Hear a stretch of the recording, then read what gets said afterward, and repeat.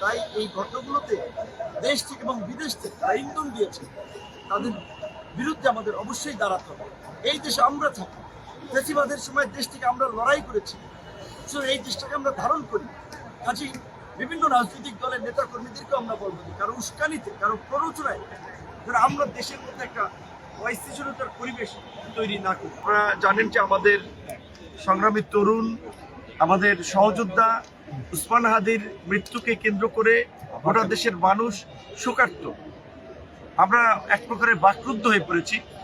আমাদের এই ইমোশনকে কাজে লাগিয়ে, এই সেন্টিমেন্টকে কাজে লাগিয়ে আমরা দেখেছি যে সেদিন রাতে একদল বিপদগামী মানুষ তারা বাংলাদেশে একটা অস্থিতিশীল পরিস্থিতি সৃষ্টি করার জন্য, তৃতীয় পক্ষকে সুযোগ দেওয়ার জন্য প্রথম আলো, ডেইলি স্টারের কার্যালয় সহ বেশ কয়েকটি জায়গায় নাশকতা করেছে। চট্টগ্রামে একটি দূতাবাসের উপ হাই কমিশনে ভাঙচুর করেছে। আমাদের বরেণ্য সাংবাদিক, গণতন্ত্রের পক্ষে সবসময় উঁচু কণ্ঠস্বর, ফেসিবাদের লড়াকু যোদ্ধা ছিলেন, কলম যোদ্ধা নুরুল কবির, তাকে হেনস্থা করা হয়েছে, লাঞ্ছিত করা হয়েছে। আমরা মনে করি এগুলো পরিকল্পিতভাবে করা হয়েছে দেশে একটা নৈরাজ্য তৈরি করার জন্য, অস্থিতিশীল পরিস্থিতি সৃষ্টি করে তৃতীয় পক্ষকে সুযোগ দিতে।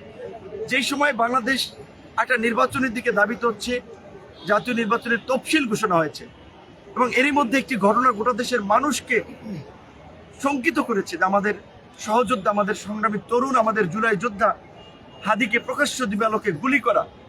সেই শোক এবং রেশ কাটতে না কাটতেই আমরা দেখলাম যে দেশের দুটো স্বনামধন্য পত্রিকা অফিসে এইভাবে অগ্নি সংযোগ করা হলো। আমাদের প্রিয় যারা পরিচিত সাংবাদিক, একটা পত্রিকায় আচ্ছা গণমাধ্যমে অনেক ধরনের মানুষ থাকে, অনেককে আমরা দেখেছি ফেসিবাদের আমলেও আমাদেরকে সহায়তা করেছে, এমনকি বিদেশিদের কাছেও আমাদের আন্দোলন সংগ্রামের খবরাখবর পৌঁছে দিচ্ছে। তারা কেউ যখন বিল্ডিংয়ের ছাদে আটকা পড়ে কল দিচ্ছিল, ভাই মারা যাচ্ছি, আমাদেরকে বাঁচান, আমাদের ভবন জ্বলে যাচ্ছে, যদি কিছু করতে পারেন। এই গণ অভ্যুত্থানের 15 মাস পরে দেশের এই চিত্রটা দেশ সম্পর্কে খুবই একটা নেতিবাচক বার্তা দেয়। দেশের আইন শৃঙ্খলা, রাষ্ট্র ব্যবস্থার একটা ভঙ্গুর চিত্র সম্পর্কে বিশ্ববাসীকে ধারণা দেয়।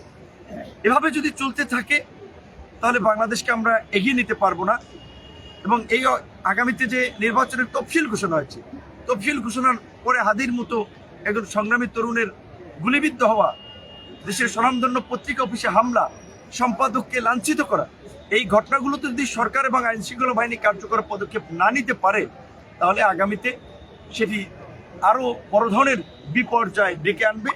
যেই বিপর্যয় নির্বাচনকে পিছিয়ে দিতে পারে, নির্বাচনকে অনিশ্চিত করে তুলতে পারে। এটি যদি হয় সেটি আমাদের কারোর জন্যই মঙ্গলজনক হবে না। কারণ একটি নির্বাচিত সরকার ছাড়া এই দেশকে সঠিক ট্র্যাকে নিয়ে যাওয়া সম্ভব হবে না, দেশকে স্থিতিশীল করা সম্ভব হবে না।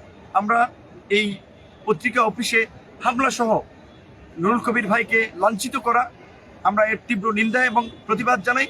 আমরা মনে করি যে এই হামলা, গণমাধ্যমের উপরে হামলা, এটি গণতন্ত্রের জন্য অশনি সংকেত। প্রিয় দেশবাসী এবং সংগ্রামী সকল তরুণ সহযোদ্ধা সকলকে আমরা বলবো যে আমরা যেন কারো উস্কানি কিংবা কারো ফাঁদে পা দিয়ে আমরা যেন দেশকে নতুন সংকটের দিকে ঠেলে না দেই।